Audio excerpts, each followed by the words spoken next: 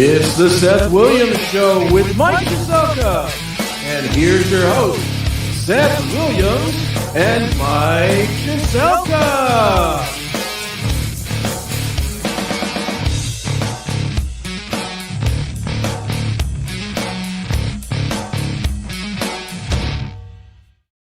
Welcome to a Wednesday night. Good evening, or good afternoon, I should say. Welcome, Mike. To start the video, I'm going to start the show with some videos and stuff. I brought up before the show playing the national anthem as we get started every day. I was told that maybe it's too long.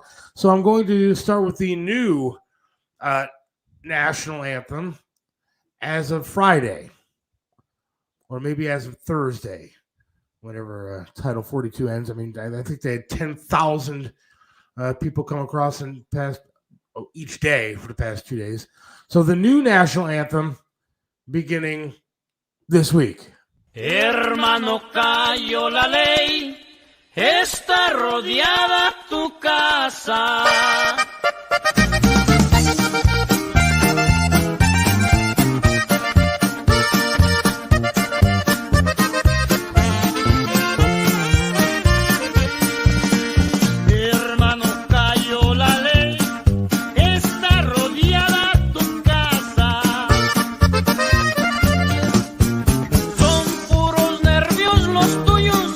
We have cameras today in Texas that are showing humongous groups of dozens or hundreds of migrants walking right into the country. So I'm curious what you meant last week when you said the border is closed.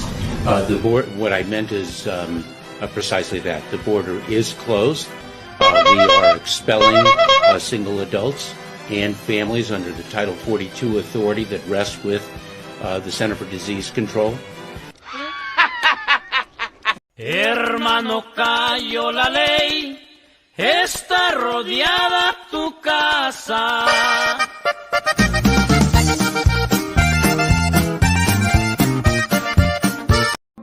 Investigators have uncovered regarding the transfer of money from foreign entities to the Biden family. Many of the wire payments occurred while Joe Biden was vice president and leading the United States efforts in these countries. First instance, while Vice President Biden was lecturing Romania on anti-corruption policies, in reality he was a walking billboard for his son and family to collect money. Hunter Biden and his associates capitalized on a lucrative financial relationship with a Romanian national who was under investigation for and later convicted of corruption in Romania. The Bidens received over $1 million for the deal. And 16 of the 17 payments to their associates' account that funneled the Bidens' money occurred while Joe Biden was vice president. Hermano, cayó la ley, está rodeada tu casa. Antis presents Real Man of Women's Sports. Today we recognize the men who've hacked the system. Hack the system. Once mediocre in the men's division, now cream of the crop in the women's. From mediocre to champion. You couldn't cut it with the boys, so you pushed women off the podium. Real man, still first place. Because without you, sports would be fair. Without you, women's sports would be for, well, women. Hermano, cayó la ley, está rodeada tu casa. Starting in 2024, films will be required to meet new inclusion standards to be eligible for the Academy Awards for Best Picture. They'll have to have a certain percentage of actors or crew from underrepresented racial and ethnic groups. What do you think of these new inclusion standards for films? They make me vomit. Why? Because this is an art form. It's also a form of commerce, and it makes money, but it's an art.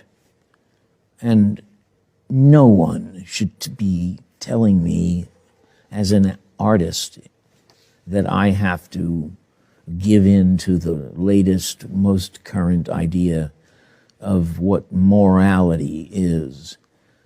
And what are we risking? Are we really risking hurting people's feelings? You can't legislate that. And you have to let life be life. And I'm sorry, I don't think that there's a minority or a majority in the country that has to be catered to. Well, that's the country we live in these days. You cater to whatever, and that's the country we live in. So now, if you are going to win an Academy Award, you must make sure that your film contains certain groups, and I guess that's the way it's going to be.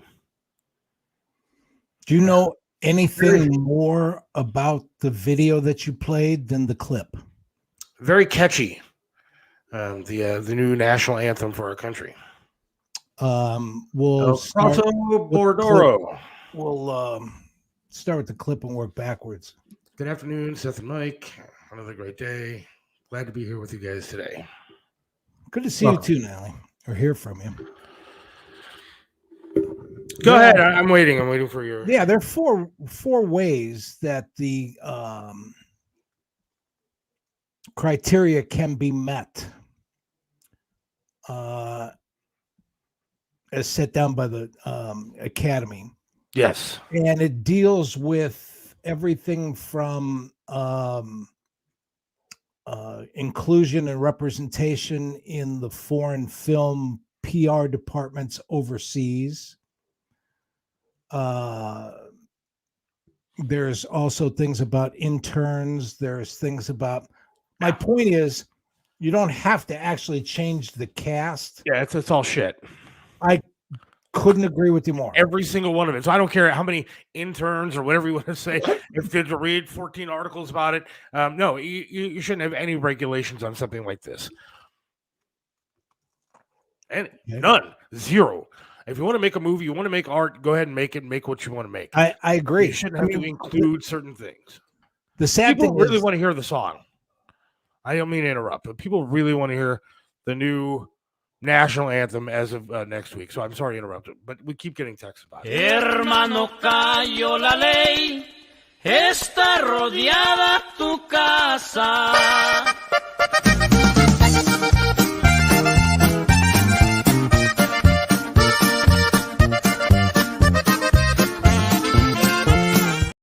Dogs are cute too. Tony Massaggio will be joining us later in the show. The unfortunate part about Tony is that this point forward, after today, it will be only Mexican restaurants that he's at because that's all that's going to be around. So Tony will only be at Mexican restaurants for the next bunch of weeks. So looking forward to talking to Tony, though. So go ahead. Sorry. Richard Dreyfuss, they're making movies now to get an Academy Award or be nominated or whatever. You have to have a certain bunch of minorities, either interns in the crew, cast, whatever, to go ahead and do this. Okay. He also talked about Laurence Olivier being the last actor to play the part of Othello. Yes. And he actually played that part in blackface. Yes. So when it comes time to... It's called acting. It's called acting. Seth, I'm not making points that I'm unclear about or don't know anything about. So what I really would like to do is say and start off with the fact that I don't think art should have any kind of restraints put on it either. Okay. I don't think that what's his name? Daniel Day-Lewis did My Left Foot. Remember that movie? I do. And he did a hell of a job with that. Yes, he did. And I don't think that everybody should have said, well, wait a minute, the guy really wasn't handicapped in that regard. What's his name? This past, Brendan Fraser put on a fat suit and played a guy that weighed over 500 pounds. That's what acting is all about and always has been. Yes. But it gets a little murky when you try to please everybody that, is tickled pink by the border song, because there was a time when women weren't allowed on stage. And so for hundreds of years, all the parts of women in plays that all the way back to Shakespeare's days were played by young boys. And some of them, to keep their voices from changing, were castrated to keep their voice from changing. There have been all kinds of sick, twisted stuff done over the centuries. So again, we seem to have this communication problem, you and I, sometimes. It's not a problem. With you going back to the 1920s when you were born, Seth, or whatever. The world I'm didn't talking hatch about yesterday. today. I'm talking about today. Should they have restrictions on these movies? Should they mandate that certain amount of people either are interns, actors, whatever, from my own minority things? When you're talking about an art form, you're talking about a film that's coming out, you hire the best that's involved, you hire the best the people that are qualified. What are you talking All right, I'm about? going to ask you something. Are you pissed off at the Americans with Disabilities Act 2? What about it? The mere fact that there was a situation where people were building curbs, streets, roads, bridges, apartments, staircases, stores, and didn't give a shit about people being able to access them. So they stepped in and said, you got to put a ramp here. Nobody's telling these people that they can't do something. They're saying that the producer should have the right to do it. When you're doing a disability case, something like that, you're restricting people from going into a building. No, you're asking. Difference. No, you're forcing. That's a completely different thing. I'm asking about the movies and art form, and I completely understand that. It's a totally different situation. You know that. I mean, you're not stupid. I know. Thank you. You were a lawyer at some point. Thank you do you. know how to actually have an argument and give an actual point, as opposed to comparing apples and oranges. I refuse to sit here and say that the world began 5 years ago. There isn't a damn thing that we touch, that we read, that we study, that we feel, that either hasn't been designed and manipulated from years and years and years ago, or as a byproduct. Then get a podcast where you can go ahead and put John F. Kennedy up every 10 minutes. Do awards still matter to anyone? I'm not doing it every 10 minutes. I saw that the MTV Movie Awards have mercifully been canceled. Do people really see movies because it got celebrated Hollywood trinket? They were on the other night, Chris. Yeah, they were on. They didn't have a host because of the Drew strike Barrymore that's wouldn't going on. cross the picket line, right? But But I don't care about these awards. I'm just saying that exactly. So that's the thing. You don't have to watch. You have that freedom. That's what. But I don't think that they should be restricting people's freedom to make movies the way that they want to make them. They're actually not. They're not saying you have to make that movie. There's an author out there who actually wrote a book, has written many novels, many books.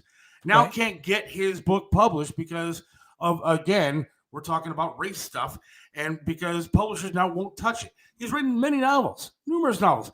You have a subscription to Wall Street Journal, read the article. I have.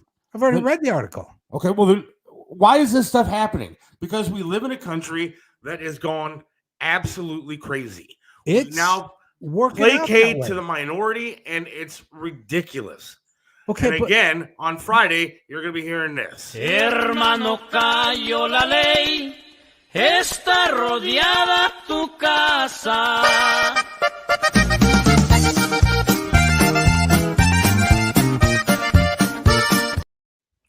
Kind of got a polka beat. People have said that. It does. Kind of have a little polka. It truly does. I subscribe to Stars Network. At least 90% of the actors, producers, etc., are black. Should I be refunded some because of the lack of white faces on my screen? Yes. No. You absolutely should.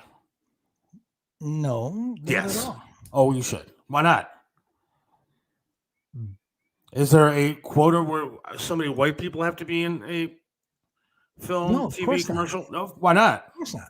Why not? Because you can't actually make a movie like Armistead and show the interior of the slave ship and bitch about the fact that there aren't any white guys helping row the boat, because it didn't happen that way. Well, that's just awful. I think that they should have, Well, that's create white ridiculous. You don't characters. believe that, and I don't either. And The I Little don't understand Mermaid- why we're the- talking stupid. We're not Little- 5 years old. Little Mermaid just came out, or is coming out, whatever. Little Mermaid was a white red-headed girl who now is all of a sudden a black woman. Well, I don't remember that. Why does that have to change? What We difference might as well does it change make? the Armistead movie. What Might as difference well- does it make? There should be equal rights for everybody. I want white people to be in the Armistead movie. That's not equal rights. That's stupidity. Oh, no, it's not. Yes, it is. Nope. Yeah, it is. That's like saying there have to be like all kinds of, there have to be Asian people in Da Vinci's painting of the Last Supper. What up, Hamilton? Changed him. And so thus my point. If anybody can do that, anybody can do that. I told you I didn't disagree with Dreyfus that no art should be compromised or created or stuff like that. I'm letting you respond to the text. Listen, somebody plays the part differently. That's fine. Did you know Chevalier was black before you saw the trailer for the movie?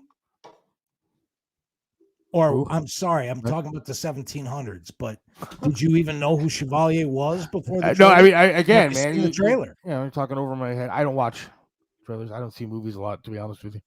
It's been all over TV. I do notice that in every commercial now, there is a mixed minority couple. Like, this is the majority of what's going on in this country. Absolutely. And that's been going on for 20 years. And that's what started to piss people off about culture wars. You just hit the nail on the head, Seth.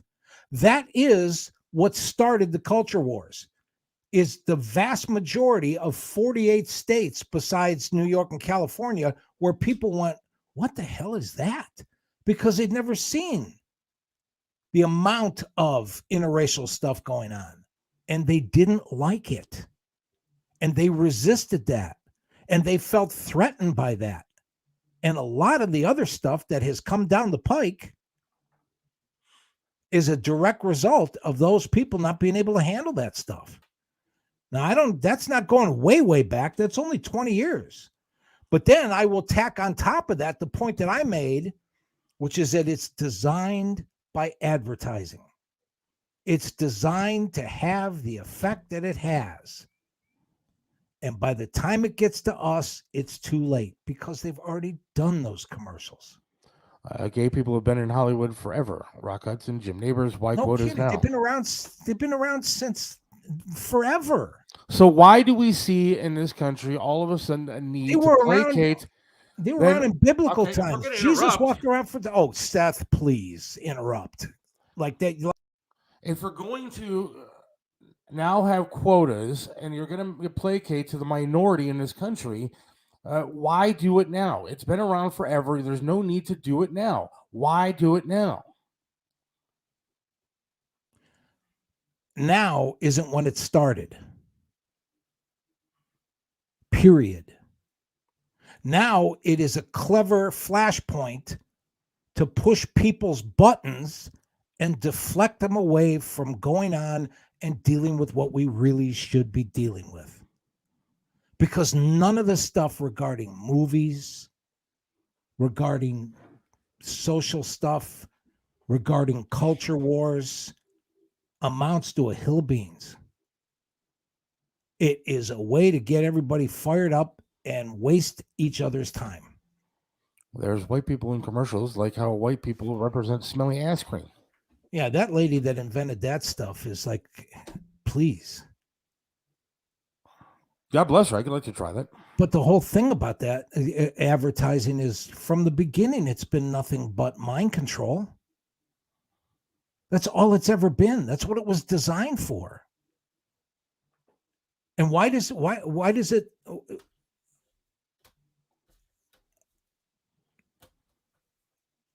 It didn't work out great. That thing hasn't played itself out. Budweiser's still, recovering from all kinds of stuff. And everybody that says, I'm not drinking Bud Light, I'm going to get a Coors instead, is still sending the exact same amount of money to the company that owns Anheuser-Busch. No, but they're proving a point to an extent. No, they're not proving shit. They're they're doing something, and they're not. They're thinking they're like, we're going to show them. Really? All you're showing them is you don't know your ass from a hole in ground. Well, you have to start somewhere.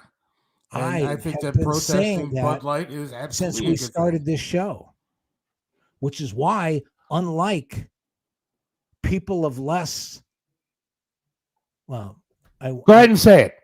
No, say it with less patience and ability to tolerate stuff would have hung up and left by now. I'm not going to do that because I'm in this for reasons that are a hell of a lot more important than even the people that don't understand me get. People that don't understand. Here's the problem with what there isn't a problem. Go ahead. You talk down to people. You make people think that they're stupid when they have an opinion that's different than yours. Okay, but can I tell you something? I mean, even online you do that. I see your discussions with people like Kirk that are online trying to read some of your ridiculous posts that you put up on Facebook, and you talk down to people. And it's insulting. And really? So you can sit here and say, yeah, it's beyond insulting. All right, really? But when I lay out a serious point and I get a stupid soundbite or a demeaning political slur. Hermano, cayó la ley. Está rodeada tu casa.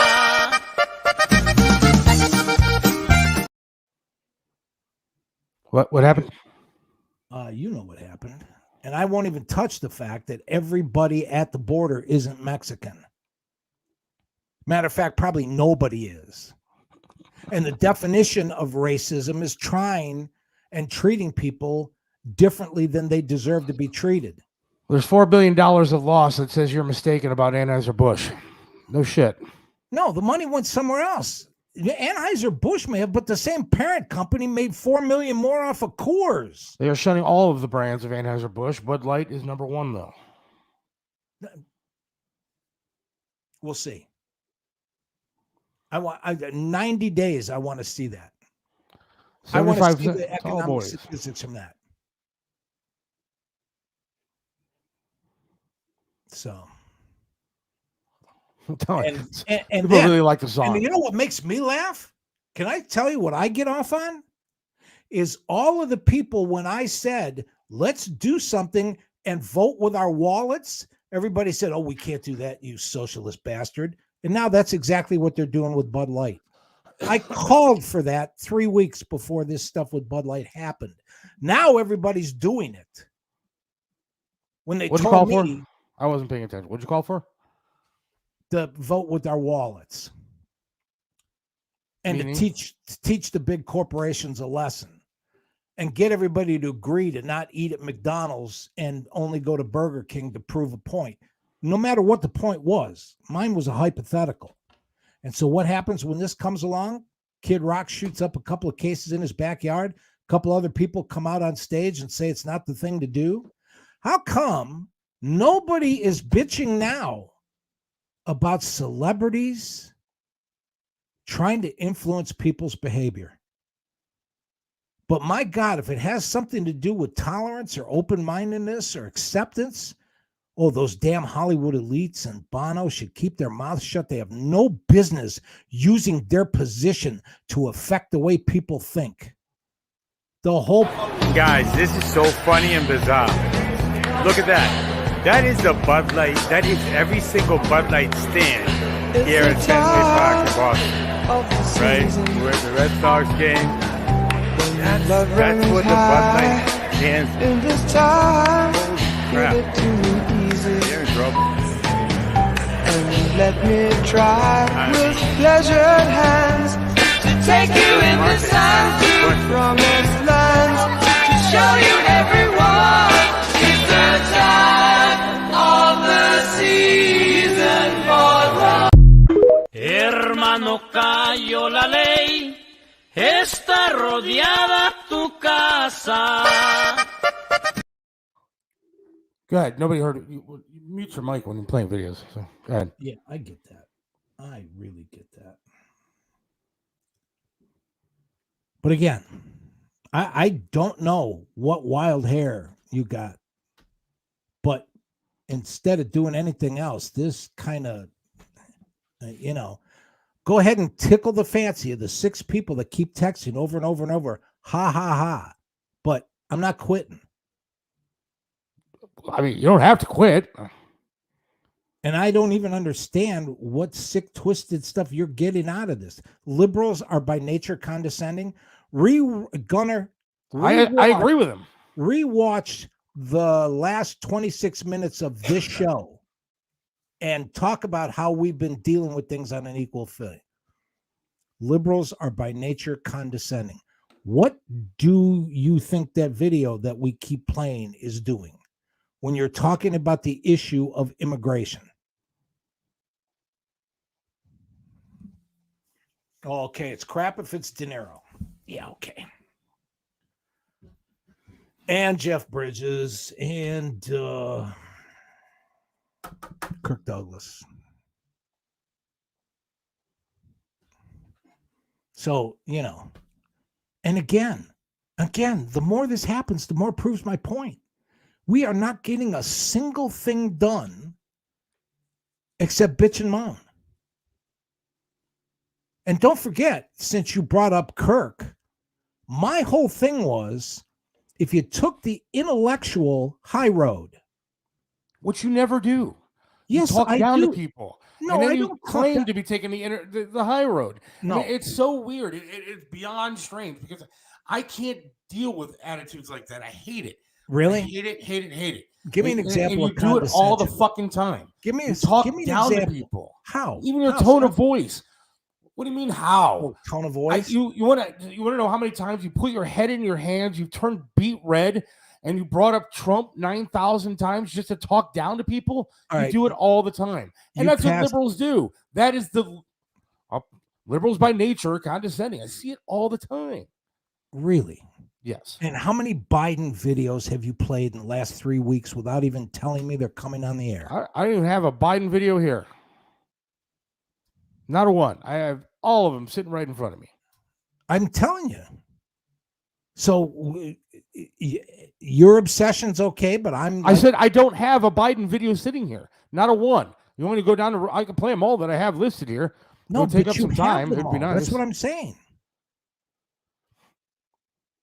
You're right. I don't What have. I'm talking about.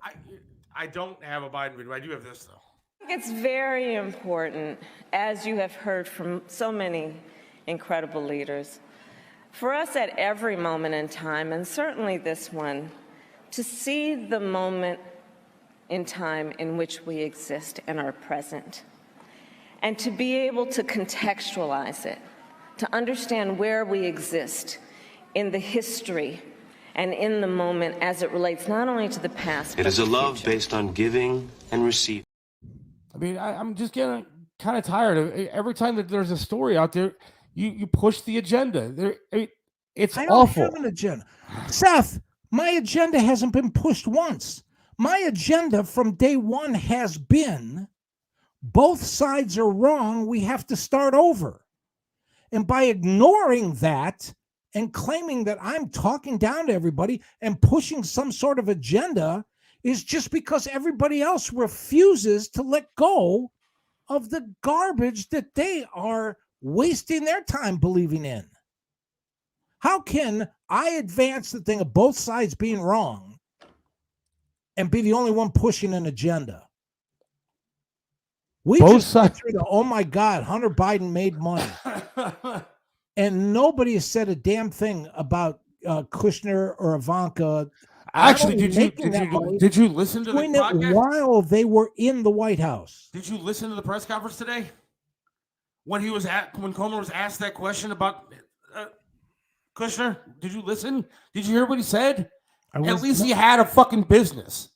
At least there was something there, and they were transparent about it, and they knew where money was coming from.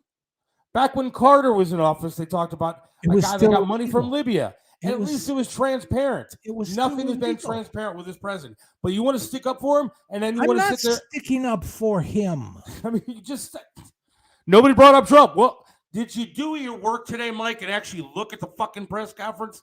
Did you watch it? I don't think you did. Okay. Because then you wouldn't have asked that stupid question. No.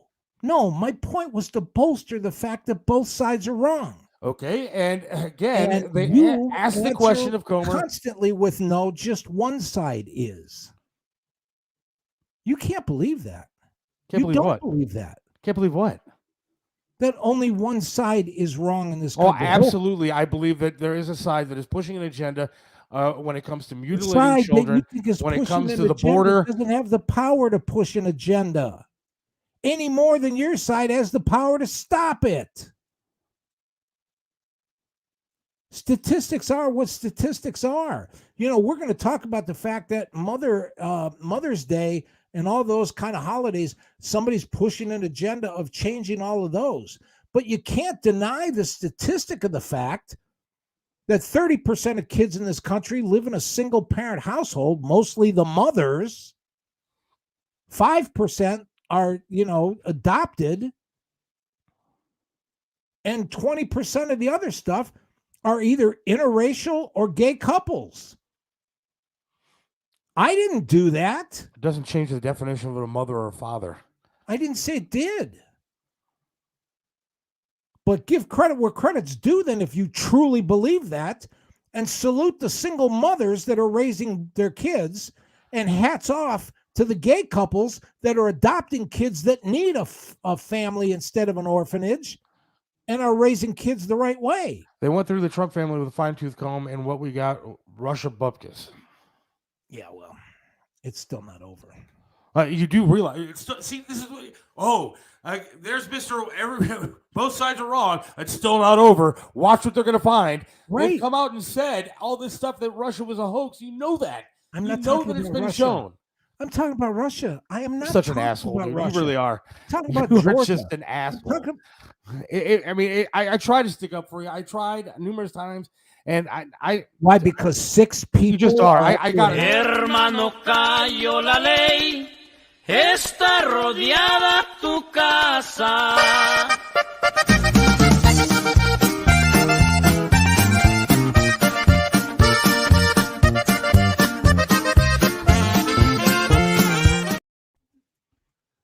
All right, let's call a spade, Seth.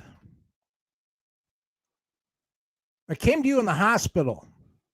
That has nothing to do with the show. That's for Oh, damn it sure. sure as hell does, because this whole show was my idea. And I said, let's make history. I said, everybody listening to the radio these days sits at home like a bobblehead because they like what's coming at them. They're not getting discussion. They're not getting both sides. Why don't you and I have the balls to come out and tackle the fact that both sides are wrong? This show was going to be called The Minefield until we ran into problems with somebody else owning the name. Then Billy said, well, Seth, everybody knows who you are. Why don't we call it the Seth Williams Show? You're 30 seconds away from being kicked off this show. I'm telling you that right now. Not even up in You the know that, corner right? now, but that's neither here nor there. But You're I 30 asked seconds you, away. well, let's do a show on both sides. What happened? We started doing that. 6 people who followed Mike got all over your ass, and you're afraid to tell them intellectually. There's not a goddamn that thing that I'm happened. afraid of, Mike. And I swear to God, you open your fucking mouth like that again, I'll toss you off the show so quick, your head will spin. I'm not Really? afraid of fucking anything. I believe what I'm telling everybody, and I believe So in do I. the cause. And Well- I don't believe in this show. That's for damn sure. Is there a reason that discussing Biden being a bought scumbag has to be retorted with, yeah, but Trump also did? Why only discuss the current issue? Why not only discuss the current issue? Because he can't discuss Of the course current I issue. can. No, you can't. Yeah. You go back to the Well, look at 20s. the You go re- back to Trump. You go back to JFK. You go back to Eric. You go back to hating Reagan. Answer the fucking questions. And who was it that said the difference between the conservatives and the liberals are if Hunter Biden is proven to do all of the stuff that he's accused of that most Democrats and most liberals won't say, oh, this is a fucking witch hunt, and they will support him going to jail. Who said that? You or me? I have no idea. I did. No idea what you're talking about. Time and time again, not only do I bring points to this show that I don't care if people don't understand yet, but they're there if you dig for them or you care enough to do something more among facts and not opinion. But when I try to get people and instruct people how to go, I'm talking down to them. Well, I don't know how to deal with people that just want to believe what they want to believe because it makes them feel good, regardless of whether or not it's true. And I've told you from the beginning, I don't care if we argue every week, because argumentation isn't fighting. Argumentation isn't personal. And all of this stuff is an open door for people here in Ohio, which is the other thing that I didn't mention. I said I believed in the concept of this show because it was Northeast Ohio, remember? And there's good common sense folk here. And if there's America being lived that people like to believe is still around, it's here in the Midwest. And I'm doing the show and the benefit for East Palestine because Northeast Ohio per capita is one of the most generous regions in the whole United States. And my belief was if we planted a seed and opened some people's eyes and we got some good suggestions. But no, I got people sitting home just saying, oh, he's a liberal. Did we ever get a cost analysis on those laser fences? That's and by the way, you dick, the 6 of us listening here are your audience. I'll put in the dick part for them. I mean, those are the people you're talking to. And that's what you're going to say? Where's your fucking audience? Where's Mr. Comedian's big audience? When are you going to be funny on the show, for one? And two, where's your big audience? You bringing anybody to this show? You want to sit here and talk shit about me? Where's your audience? Shit about you. Where's your fucking people? Where's everybody listening to you? I'm not talking shit about you, Seth. I swear to God, man. Points that people don't understand yet. Thank you. It's only been 12 months almost. Yeah. But they'll get there.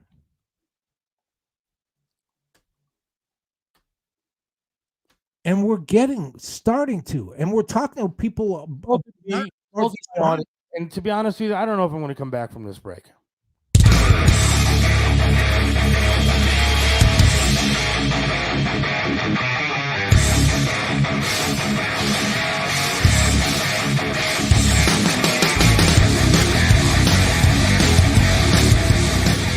What's going on, everybody? It is Chris Aiken back once again with another edition of the New Music Moment right here on the Seth Williams Show.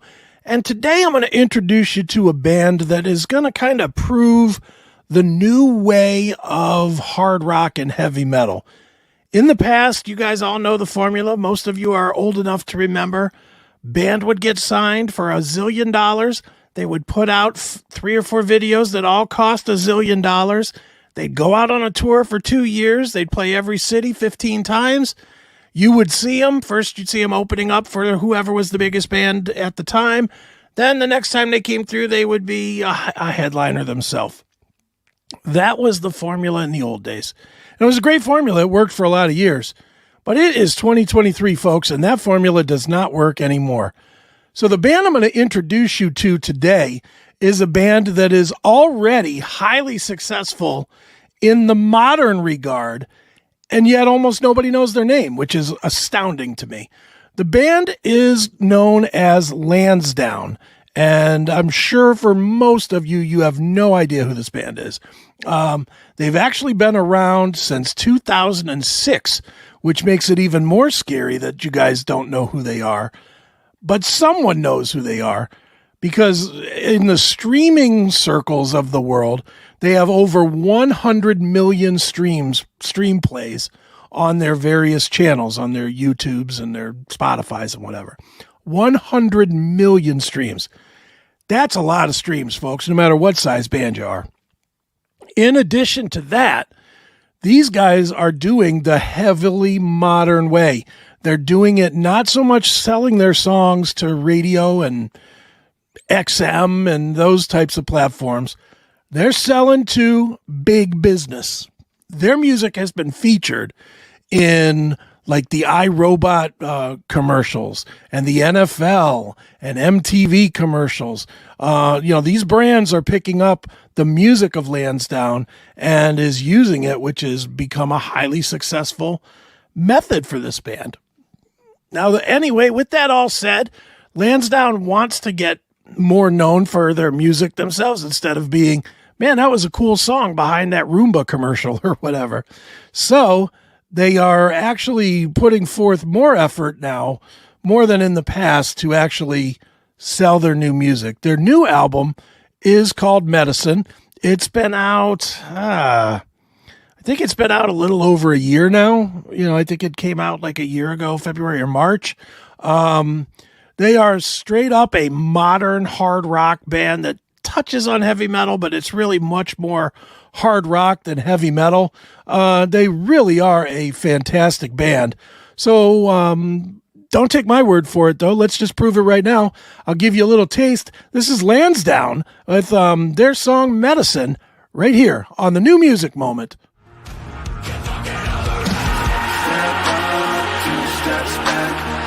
What you say or they'll bury you. But if we all step up and then push back, maybe we could use a little. We're not gonna be nice to you. Don't give a damn about your point of view. So tired of all the fucking hate you spew. We are. Why you won't only go so far until the world's a finally after dark. Dropping their feet on all the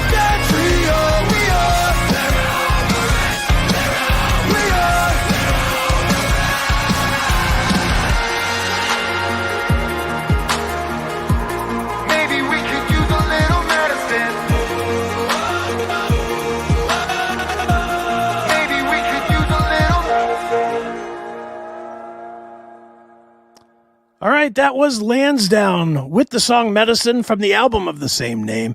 It has been out for a little while now, not a ton of time, but a little while. And make sure you check it out, won't you? It's a fantastic album. I definitely give it 2 thumbs way up. It's a great record, certainly worth your time. Again, the band is called Lansdowne. The album is called Medicine. You can check them out at lansdownemusic.com, and that's Lansdowne. Lansdowne, not Lansdowne, just Lansdowne. So check them out and check out all the bands that we feature here on the New Music Moment, because I'm trying my best to bring you guys some good ones. Make sure that you check out my stuff over at chrisaiken.net. You can catch Chris Aiken Presents with myself and Stephen Piercy's guitarist, Mr. Eric Ferentinos, every Monday from 8 to 10 p.m., and, of course, the Classic Metal Show on Saturdays if you like it dirty, okay? That's theclassicmetalshow.com. So for the Seth Williams Show and for the New Music Moment, I have been Chris Aiken, and guess what, folks? I will be again tomorrow.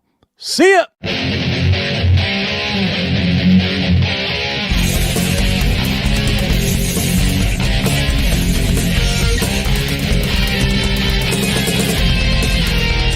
What separates Triv's Restaurant in Strongsville from everybody else?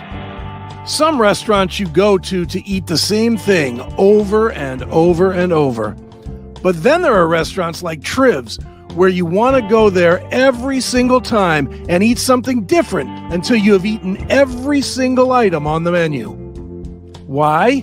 Because the food's delicious, and it has been for almost a quarter of a century. Triv's has amazing food, outstanding service, and an opportunity for you to have private dining, special events, and intimate occasions. You can enjoy a memorable fine dining experience in your own dedicated, intimate space. Visit Triv's in the heart of Strongsville. Call now for reservations, 440-238-8830. Triv's in Strongsville. Joe Burdick custom flags are amazing. Each flag is handcrafted to reflect the imperfect perfection, making each piece of patriotic wall art unique. This is a local small business, veteran-owned and proud. Joe Burdick creates symbolic artwork that is built to last. Display your spirit, pride, and patriotism by calling 440-305-2065 and let Joe's Flag serve you. 440-305-2065. Joe Burdick Flags. Let me introduce you to Charlie's Auto Repair. Any car, any truck, any problem, Charlie's does it right. You know how it is. The check your engine light comes on, you put air in the tires, and the light is still on. 216-470-0170. That's Charlie's Auto Repair, 13728 Madison in Lakewood. Charlie can do it all, from small engine repair to fleet maintenance and system diagnostics. 216-470-0170. Charlie's Auto Repair. Let Charlie make your car great once again. Right back here on the Seth Williams Show, and I'm going to give Mike the rest of the night off after this text that I received during the break. You, flat earth guy, climate change guy, I'm 3-0. Have the courage someday to be the voice that you could be.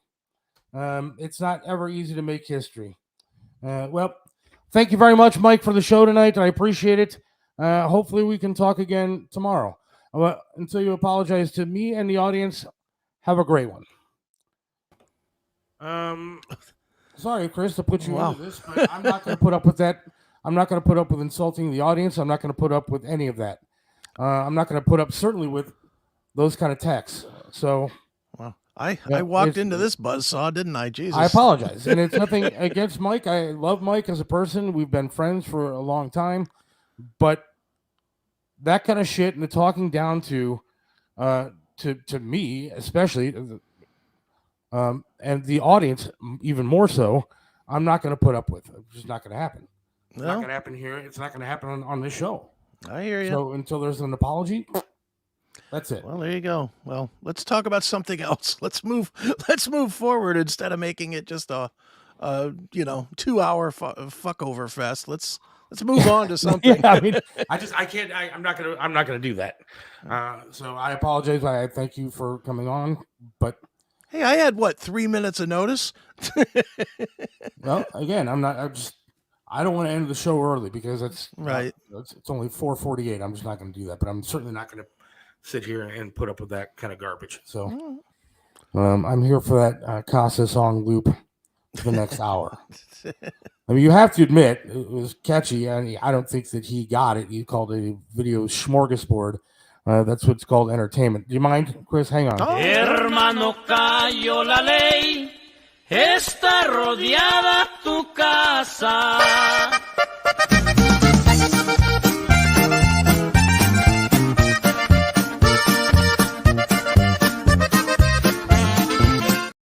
The dogs are cute, so nice. I mean, all I wanted to do tonight was talk about the fact that the Academy Awards are putting in these things, these restrictions that people have to abide by now to make movies, and whether it's include minorities and casts or film crews and everything else. Sure. And I'm not trying to be an ass about it, but I'm not going to sit here and be some bleeding heart and say that everybody has to be catered to. And it turned into a ridiculous thing. And then he had to go personal with it. So when he went personal with me being in the hospital, that's a problem. Well, look, I'll take it back to the Hollywood angle of it. And there's just no reason. There's never been a reason ever to dictate art. Because if you dictate art, you're just automatically, no matter what you dictate it to be, it doesn't have to be race or whatever. It could be that you dictate that an actual artist only uses this brand's blue paint or whatever. But no matter what you do, when you limit art, then that's just what you're doing. You're limiting it. You're making it so it can't be as good as it can be. And I'm not saying that the things can't be better or worse. Movies can't be better or worse if they're if there's more or less minorities, whatever. You got to hire the best for the job. It's the same with sports. You know, having like requirements that, well, you have to have this many, this or that or whatever on the on the team. Well, you know, that limits the team from being as good as it could be. I'm not trying to be weird here, but the NBA doesn't require that there's a certain amount of white people that are on the floor. And to be honest, as a viewer of the NBA, I don't want to sit there. I don't care who's on the floor. What I care about is the product that's being put forward. Right. And so when it comes to the same thing with film, I don't care who is the videographer. I don't care who is the actor. I care that they put out a good product. Yeah. And I think, this kind of stupid stuff that we're dealing with now is across the country. It's across the board. It's across the board with everything that we're doing. It comes across with the transgender stuff when it comes to advertising and Bud Light. And we're catering to every little group now for no reason. Right. And the interesting thing, and I've argued this for a while now with a lot of friends, and I think I've said this to you as well. If you get outside of the two coasts and Chicago, if you take Chicago and you take the two coasts out of the mix, this kind of shit isn't going on. There's not this overrun of transgender anything here in the Midwest. There's not this overrun of, black hatred here in the Midwest. There's just not, everybody just sort of gets along here and, pretty much everywhere except except where the media is hubbed. And the media spins it to make money. That's what they do. That's what they've always done. If you go to New York, you go to California, those are going to be the hotbeds for just shit that you have to hear. Yeah. And it's ridiculous. You're right. You go to Kansas, it may not be as bad as it is. Yeah. Yeah.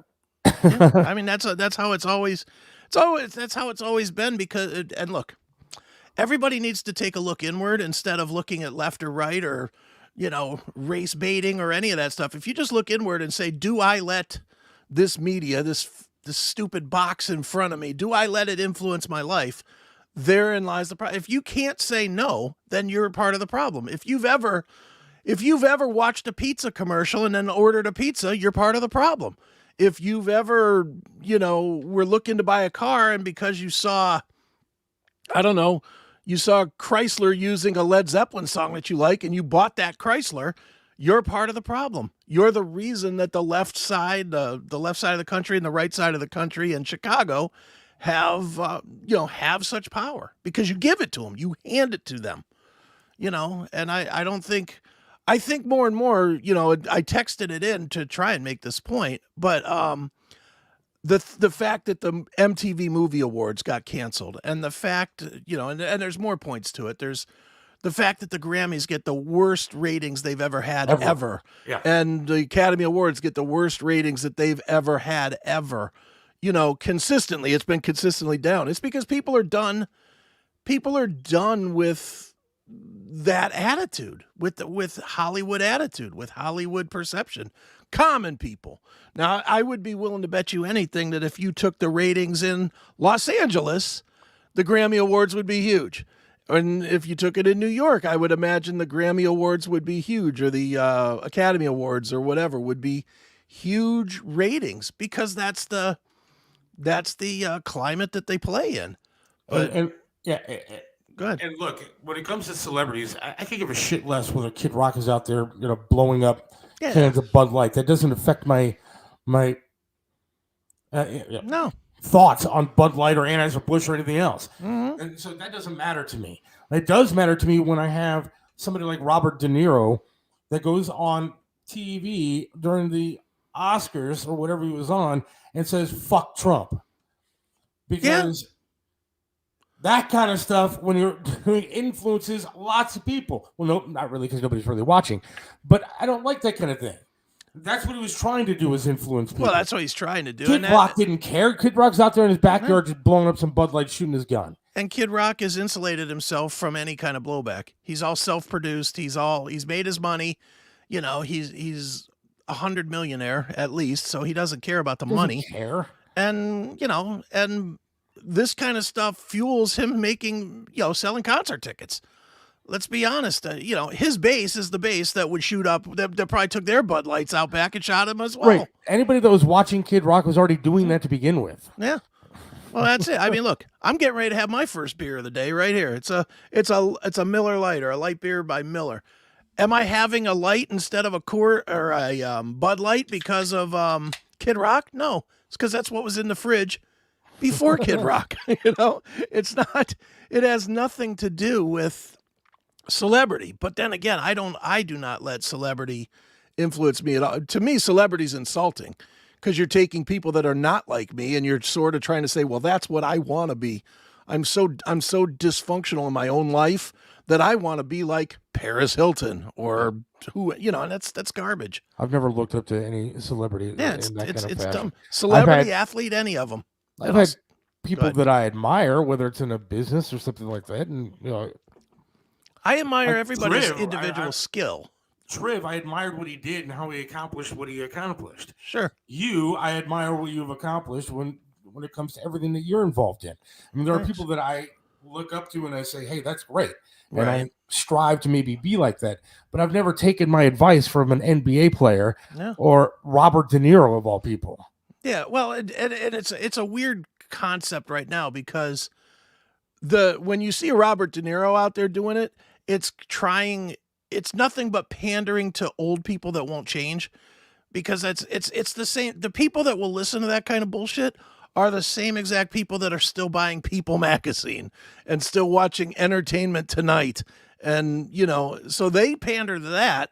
And then anybody that listens to these dumb influencers that are 22 and Logan Paul or whatever, they're catering to the young kids that just don't want to work and they see a Logan Paul and they're like, this guy sits home and plays on YouTube and he makes millions.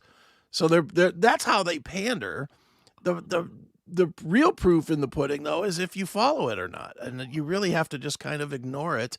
And I think that comes down to the family, though. That comes back to, when you got a kid that's on TikTok all the time. I'm on TikTok all the time because there's a variety of things to look at. Sure. And so, I enjoy it. But, I mean, there are a lot of influences out there that, could influence children to go a certain way. Mm-hmm. And I don't think you get rid of social media because of that. I think you have to be a parent. You have to make sure your kids understand what is right and what is wrong. Well, and the unfortunate thing is that genie is out of the bottle. There's too many parents now that have never been that have never parented their kids. And that's a big problem in today's world. You take a 30-year-old that has a kid right now that's 2 years old. That 30-year-old is so far removed from disciplining their kid and standing up to a school and saying, don't be telling my son or daughter that, or not parenting by saying, here's an iPad, go, leave me alone. 'Cause I'm over here watching, I'm binge watching House of Cards. So don't bother me. Go play on your iPad. There's that 30-year-old. That's what they know. They don't know what we do. They didn't grow up having their dad smack them in the back of the head and say, hey, don't be a dumbass. And that's a big part of the problem is we are now into the next, we are full on into the next generation of people that do not have the discipline that we grew up with. And I'm not saying that whacking your kids around is the right thing at all, but you know what? There were definitely times that a good smack by my dad woke me up.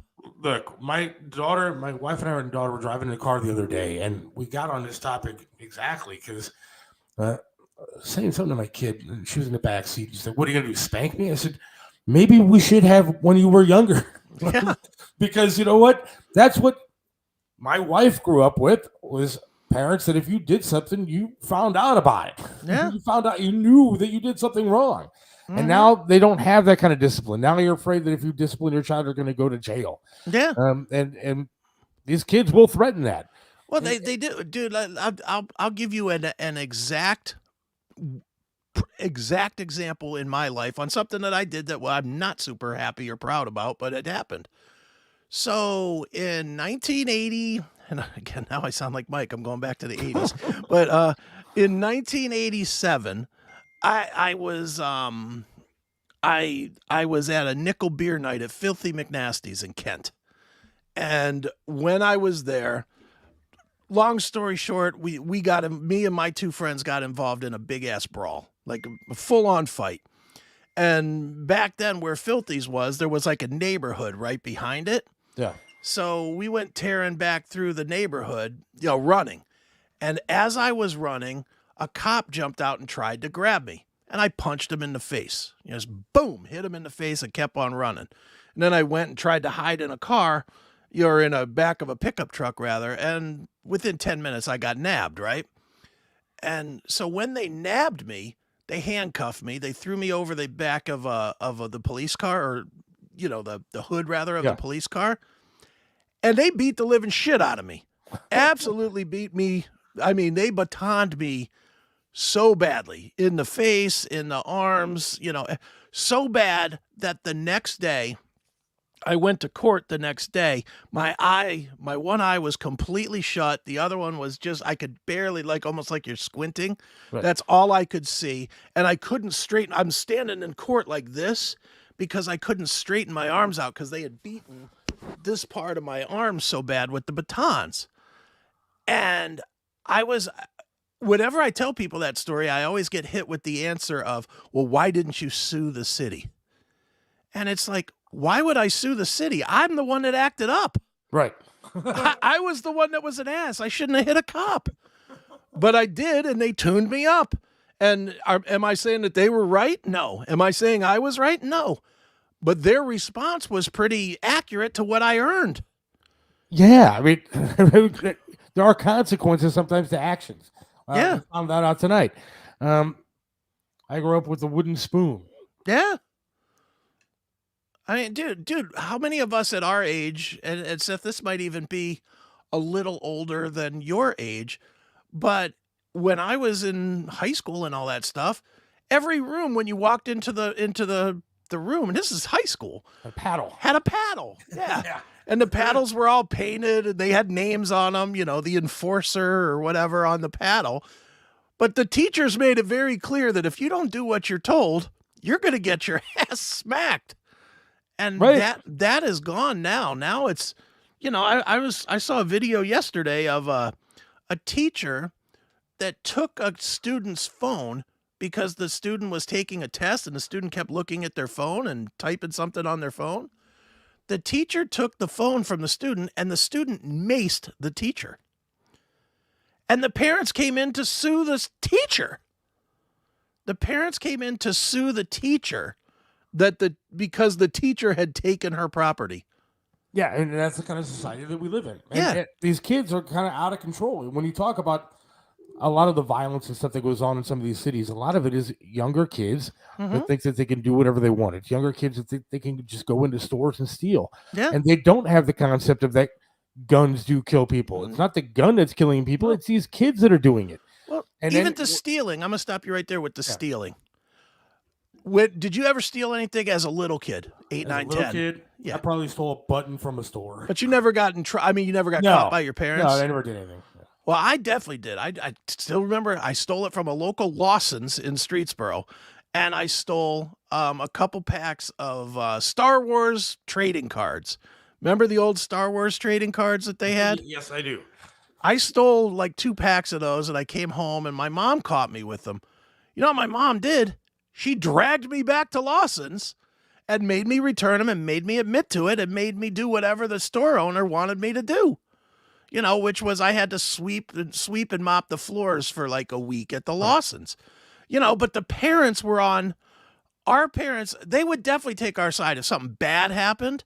But if we were fucking up, that was it. Then you answered for it. Now, And that day is done. I have to go back a little. I did try to steal something one time. I must have been like 14, 15 years old, and we lived in Cleveland Heights, and I didn't. Obviously, I wasn't driving it, so I had to walk maybe like a mile to get to this convenience store. Sure. And I mean, we're talking like uphill in snow both ways to get to this convenience store. And when I got there, I saw back in the day they had those racks, those magazines and they were like in plastic bags. It was like Right. the porn magazines. And I was like 14 or 15 years old. I was like, I got to get one of these magazines. But I was too young to buy it. Sure. So I stuffed these porn magazines down my pants. And then I walked up to the counter pretending to buy like a drink or something like that and some gum. Sure. And the woman behind the counter goes, there's something hanging out of your pants. And I looked down, and like one of the magazines had fell down to my shoe. Whoops. And the pages were sticking out. And she looked at me and was like, all right, put it back. And she let me go, and everything was fine. But that was the only time I ever tried to steal something and got caught horribly. Not only did I get caught stealing, but then it was embarrassing that I'm trying to steal a porn. Yeah, exactly. Yeah, that's even worse. Well, dude, I can beat that. Unfortunately, I mean, it wasn't porn, but I was brilliant enough. This is my senior year in high school. This is so stupid. I went into, remember Gold Circle? Remember the Gold Circle restaurant or department stores? Do you remember Gold Circle? Yes. There was a Gold Circle in Kent. I went down to this Kent Gold Circle and decided I was going to steal a CD. And that was back in the day when they put them in the cardboard boxes. Yeah. And and so I took a CD. I still remember it was ZZ Top Afterburner. Still remember what it was. Stuffed it in my pants, walked around the store trying to make sure nobody was going to catch me. Got to the door, and of course the store detective got me. So store detective brings me in the office. He's like, "Give me your parents' phone number." And I was like, "Okay." Give him my parents' phone number. They call my mom and dad. My mom and dad show up, just raging angry, as you can imagine. Right. And the store detective's like, "Okay, you're going to have to sign some papers to take him with you. We're not going to press charges."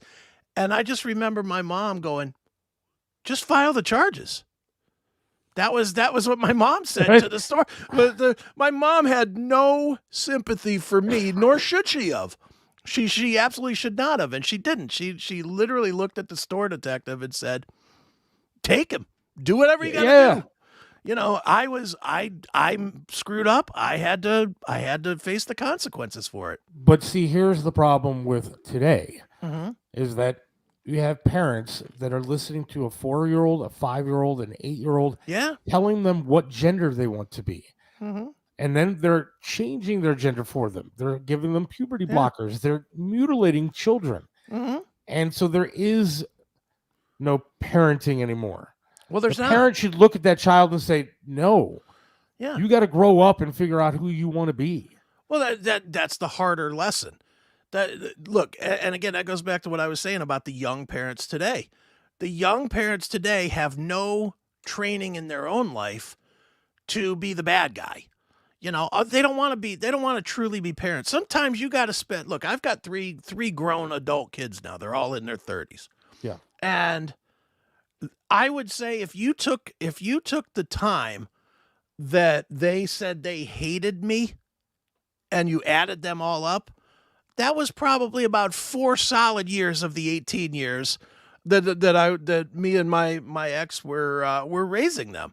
That they hated one or two of us. It was probably 4 solid years worth of time, because that was part of the game. Was that no, you can't do this. Or I remember one time my son and his friend were out throwing dirt clods at cars, as they drove up and down the street. Right. And I found out about it, and we punished them hard. We dropped the hammer, and the grounding and the video games and all that stuff went away. And, and I made them do work around the house endlessly. And I can just remember my son Zach being like, I hate you. I hate you. I can't wait to leave. I hate you. And I was like, okay, fine, fair enough. And he was mad for months, but he was mad for months. That's just the way it went. Yeah. Problem today is the lack of maturity in the parents themselves. That's true too. That's kind of what it's we're a saying. different generation. It's a different generation of kids now that are having kids. Yeah. And I think were they too pampered to begin with? Is that the problem? They haven't been raised tough. They have not. I mean, they don't have, dude.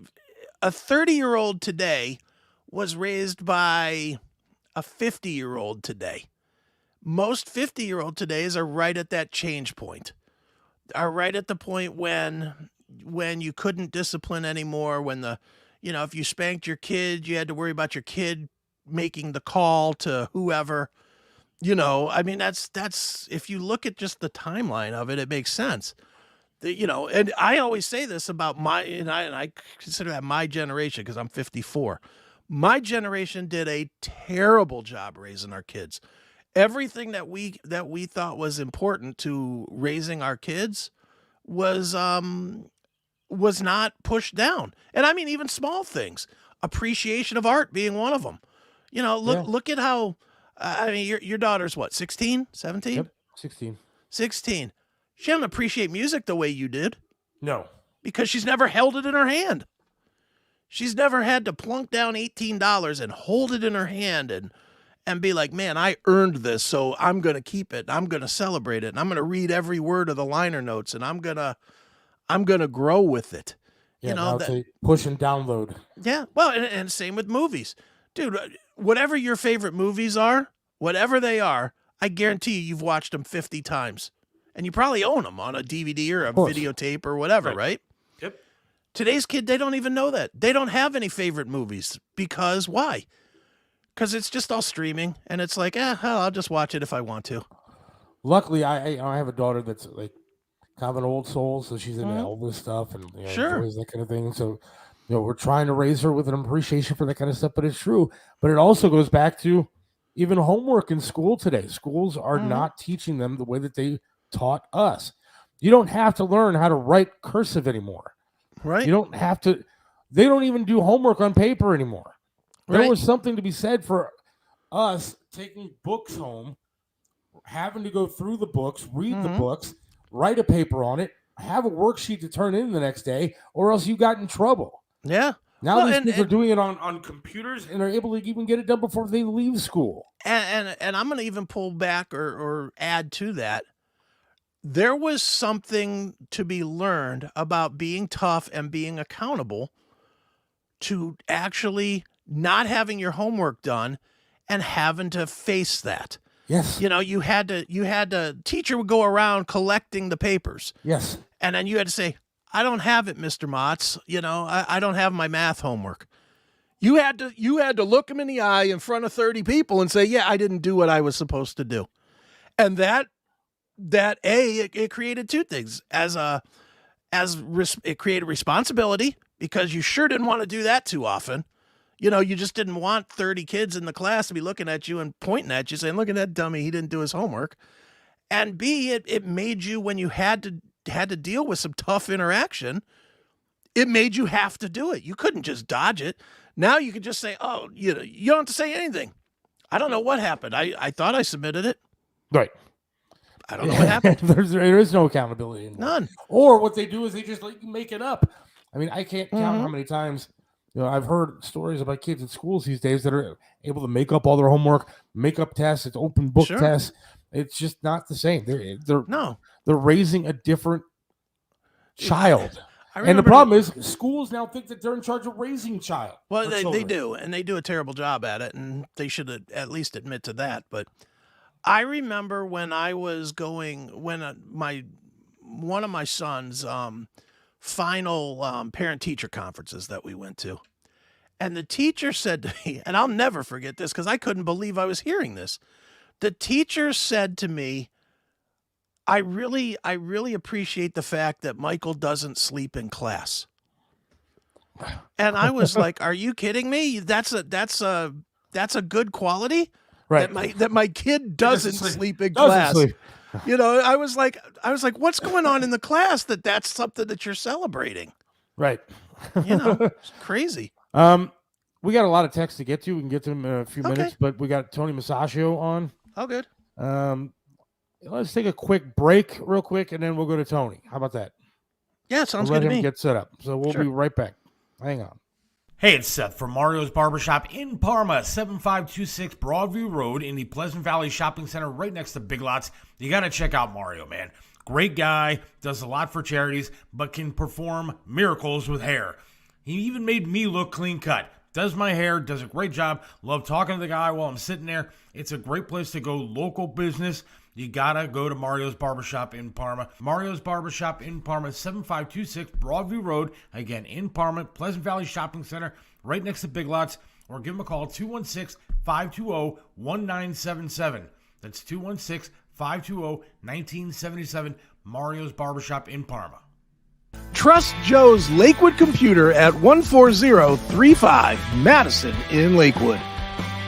They have over 30 years of professional service handling laptop and desktop repair services, virus removal, and data migration, and much more. You can trust them with hardware updates to your computer's memory and hard drive.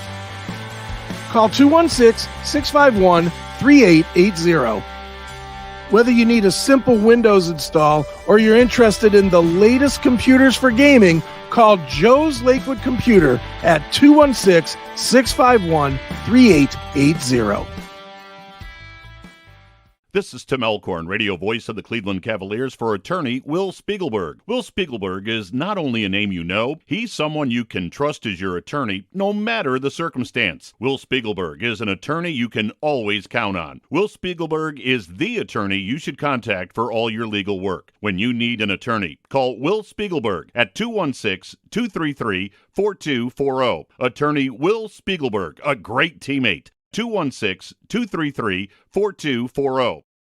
Right back here on the Seth Williams Show. Chris Aiken in right now. Thank you for joining me. Appreciate it. Sure, no problem. Again, we got some text I'll get to in just a minute, but I can't see Tony, so I'm not going to go to Tony. Yeah, you don't want to go to the black screen? I don't want to go to that black screen. So we'll see if he gets it back. Not tough, Chris. Normal. I lost a good friend years ago because he let his kid run wild, and I didn't let mine. My buddy and his wife just wanted to party and not be bothered. Yeah, that's what goes on a lot. I hate to say that, but that's the truth. Yeah, I mean, I can't say that I haven't been guilty of that in the past, to be honest. I mean, you know, there were times where I'm sitting on the couch and you're like, all right, just go play with the phone. We're all guilty of it. Look, day-to-day life is tiring. You know, I mean, we're all guilty. You know, our parents did it too sometimes. I can remember times like, you know, again, I lived in I don't want to say a strict house, but we definitely had rules. And, you know, we had times that we were allowed to be on, like, watch TV and not watch TV or play back then, our Atari or whatever. We had times that we were allowed to do that. And I can certainly remember times after my dad had a rough day at work or whatever and was in a shitty mood when he got home. And my mom or my dad would be like, you and Jason, just go play Atari for a while. You know, they wanted us out of the room so that they could unwind and, you know, have a drink or two and relax. But, you know, I mean, but for the most part, our generation didn't do that. It was not a consistent, it was not a consistent way of parenting. Let's see what happens with Tony on this one. What do you say? We're gambling here. Tony Massaggio. Can you hear me? Yes, I can hear you, but I see your hand. Okay, wait, hold on 1 second. I'm flipping the camera here. Give me 1 second. All right. There you go. Hey. There you are. All right, I lost my volume. And you lost your picture. he's having a good time. Man, Tony's got to figure out this whole internet thing. It's a great segment, but apparently Little Italy has very little internet connection. Right. Hold on, guys. You hear it? You see me? Yes. All right. We're going to try it this way. My pods aren't working here. So, guys, I am here live at La Dolce Vita in the heart of Little Italy. They've been here for 34 years, since 1989. Terry Tarantino is the owner. He's been here ever since the beginning. I just got to show you how cool this bar is.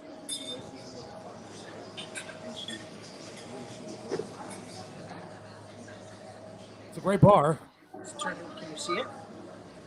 Oh, yeah, we see it. Look at this. I've been drinking so much, I see Jesus. I have to say, when I see that alcohol, Chris, it kind of makes me miss a little bit of it. But, Nice.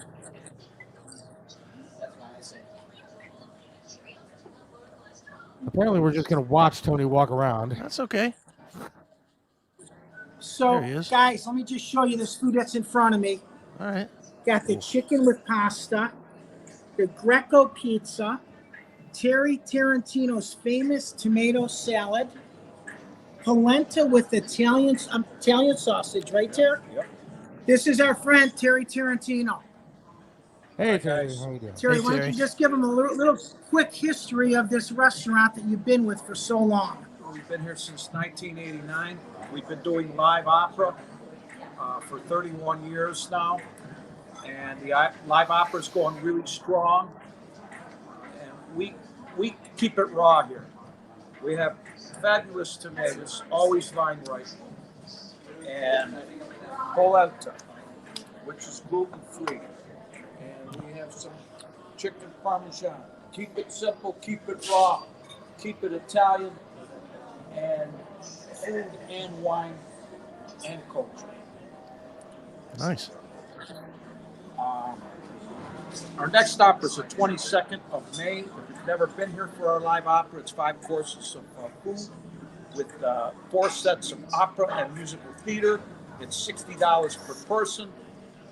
Nobody leaves hungry. Soul and stomach are all full.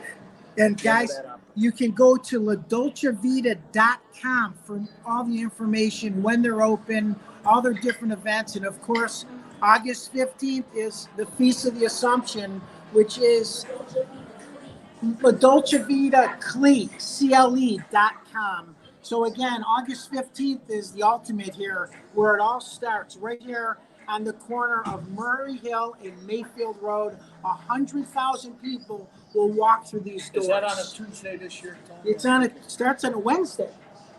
Oh, it does. Yeah, so it's 5 days. It goes actually, I think, No, it's 4 days. It'll go actually Thursday, Friday, Saturday, and Sunday. So Wednesday will be the setup. Okay. When is the 15th? Anyways, you can look in the calendar. The August 15th is the Tony, end. I'm going to straighten you out now. Go ahead. It goes Saturday. See, Tony's going to mess guess up. what? You're going to mess up the whole city. This is two Italians arguing. No, this is absolutely wonderful. I've been doing this for a long time. You're going to mess up the whole city, Tony. And I'm going to get 10 million phone calls. Starts on a Saturday, Sunday, Monday, and Tuesday this year. Okay. It always has to end on the 15th. It always ends on the 15th. Saturday, Sunday, Monday, Tuesday this year. Excellent. Which the Feast of the Assumption is when Mary died and she was assumed to heaven. So, and a lot of these people, after they're drinking and eating here, are going to follow her. Don't worry. So again, guys, this is right in the heart. For a lot of people who have never been to Little Italy, this is, and again, it's a great place. It's a wonderful destination where parking is, of course, a minimum. So take Uber, take Lyft. It's very easy to get to. It's highway close there. You can park behind the church. You can park behind the church, and of course, now you have that Opportunity Boulevard, which will get you everywhere right in this area, which is really cool. Yeah, which is really cool. Tony, you're changing the name of everything. So again, guys, the Dolce Vita, we started off here with a couple starters, which I have the Opera Polenta. My mom used to make polenta, which is absolutely delicious. So it's a cornmeal with sauce and sausage. Oh my God, this is absolutely delicious. You better eat it while it's hot. I am going to have a little taste. So this is spinach and artichokes on the pizza. Oh, that looks it's a nice flatbread. Seth, have you ever been to Little Italy? Yes, I have. I love that area. You got to come. Gotta check that restaurant. I've never checked out that restaurant. Let's check that place out. So the feast is going to be 129 years old, Terry. I think it's 129, 130 years old. I'm trying to keep up with the vocabulary. I can't do the math. Anyways, La Dolce Vita means the sweet life. Terry started off years ago as a landscaper and a horticulturist. He went to Ohio State, so when you walk in this place, you see plants everywhere. Outside, when the summer's here, there's plants throughout the entire corner of this restaurant. It's really a great destination. And our windows are very clean. So guys, real quick, I know I don't have my volume here because my pods are gone, but you can go again to LaDolceVitaCLE.com for all the information. And you can always see me on, or actually hear me on Flashpoint 1490 WERE every Saturday morning. And guys, I got my coworker here, Tito. Enjoy the evening. Thanks, Tony. I see you, Tony. One more thing. I got his famous, just look at this right here, which is tiramisu. So who is the famous wealthy woman who said, let them eat cake? Was it Marie Antoinette? Was it Catherine the Great? Or was it Jenny Craig? Tony Masasha reporting live in Little Italy for the Seth Williams Show. Everybody knows Tony. Flashpoint 1490 WRE. I'm so used to saying this. Guys, I'll see you next Wednesday. Thanks, Tony. Wow. There you go. Food looked fantastic, man. Yeah. I will say this, though. I said it at the beginning of the show. I'm going to say it again. Might be the last time we see him at an Italian restaurant. Who, Tony? Yeah. Oh yeah, because of the we might have to get him at the local Taco Bell or something. Yes, come Friday, it's going to be all Mexican. La Casa something every week with Tony. Sorry, I was instructed because apparently I don't follow the news that it's not only Mexican people crossing the border. I understand they're coming from South America, they're coming from Central America, they're coming from everywhere. I understand. It's a joke. Well, stop it. Stop it. Wait, hang on. Hermano, cayó la ley, está rodeada tu casa.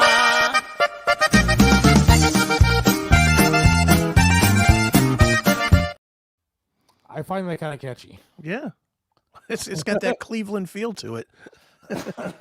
Well, that's the thing. I mean, it's kind of a polka version of the new national anthem. Exactly. Nice. What better way though to spend the Assumption of Mary eating Italian food? I wonder how that happened. Like, hey, don't complain. Let's not bring reality into it and have some jackass go down there and go, "This is not historically accurate." I mean, it's good food though. I mean, have you ever gone to the Assumption? I have. For the feast? I have. It's amazing. Because I mean, for me, it's a little bit too much. Not the food or anything, but there's so many people. Yeah, there's too many people now. I mean, I went when I was like 30, when I was still like fine to be part of a crowd. Yeah. Now it's like, yeah, you guys go do that. I'm gonna go to some other city and just sit down and relax. Yeah, like me in my current situation now. Yeah, the you don't leg. I don't know if it's going to be a good thing. One, a giant hill there, right, might be an issue. But then, two, the crowd would be something else. Standing around just to get a seat at a table. Yeah, that's a big hassle too. No, I went down there just because my wife wanted something from one of the restaurants down there, and so we went down to get some to-go food. And she was driving, obviously, right. And down there, man, finding a place to park is like finding a winning lottery ticket. I mean, it's just almost impossible. And so she let me out on one of these side roads, and I had to walk down this road. It's like cobblestone or whatever you want to call it, like bricks and stuff. And trying to walk down this road with this leg like this, and trying to find this restaurant and get into the restaurant. Then there was like 8,000 people inside. Sure, it was certainly a challenge, but. Well, you don't want to do that. You don't want to, dude. That's one of those times. I know you don't want to hear this, but that's one of those times you'd be okay to jump in the chair. I guess, yeah. I'll use the chair when I need to. Yeah, exactly. And plus, people get the hell out of the way for you. Yeah, most of the time. Sometimes they will more than with the artificial leg. That's true. With the artificial leg, they're like, you're getting around. Fuck it, you know. I'm supposed to be getting a new one on Tuesday. New artificial leg? Yes. All right. The one that I have now is quite bulky. Right. It's large. So you're getting a thinner leg? It's a thinner leg, and like right now, the way this works, and then I'll get off of it, but the way that this thing works is that it gives you this big, huge socket to start out with, like at the top where the rest of my leg goes into. Sure. Well, back when I got out of the hospital and got this leg, it was very big. My leg was swollen and everything else from surgeries and all that kind of stuff. Well, as time goes on, it shrinks. Right. And so you keep having to add like socks and stuff to keep your leg inside of the socket. Right. Well, when I was in the hospital, my therapist said you're going to be probably wearing like 15 layers of socks before they're going to give you a new leg. Okay. Well, I'm up to 40. 40. Wow. 40 layers of socks. Jeez. And so it's a very heavy leg. Right. And probably hot. And very hot. Yeah. And so finally I'm going to be getting this new one. Yeah. Well, that's good. That's progress, man. Except it's $3,000. Oof. That insurance does not cover. Why does insurance not cover that? It's considered not like medical. What, being able to move? It's like equipment. Like it doesn't cover equipment. It'll cover like your medicine, that kind of thing. But the insurance that I have currently won't cover medical equipment. That's ridiculous. So that means the leg won't be covered. That's just stupid. So $3,000. That's I guess they don't cover glasses either, but most insurances I guess don't cover eye care either. Same type of principle, which is dumb. You got to be able to see. You got to be able to get around. You would think that there's something like that would be covered. Yeah, you would think. That's. Meanwhile, if you just start eating again, then you can just get fat. Then they'll cover your medication or or your surgery to have gastric bypass or whatever. Right. So I'm going to wrap things up just because I got to go pick up some medicine actually. Okay. At the pharmacy. I thank you for coming on tonight. Sure. No problem. Happy Mother's Day to all. Yes. We were going to talk about, but Viagra is covered. Is it? I don't know. I don't know. I haven't used. Well, I'll find out. Let me. I'll put in a prescription. Yeah. My Viagra is Pornhub. So there you go. Do you want to wish everybody a happy Mother's Day out there? Natalie, who's listening, definitely happy Mother's Day to you. Sure. Sandy, who's listening, happy Mother's Day, Sandy. I know that Sandy's going up to see her son, I think, in Michigan this weekend. So good luck. Have a safe trip. Yeah. And your mother, happy Mother's Day. Yes, I will let her know. I lost my mom 17 years ago. Ouch. So you were young. You were young when that happened. Ooh, that's tough. Yeah, I lost my dad 10. And it's still an open wound. I don't think it ever stops being an open wound, does it? No, it doesn't. It really doesn't. And both my grandmothers are gone. Yeah. Like Mother's Day for me is spending it with my lovely wife, who is a fantastic mother. So happy Mother's Day to her.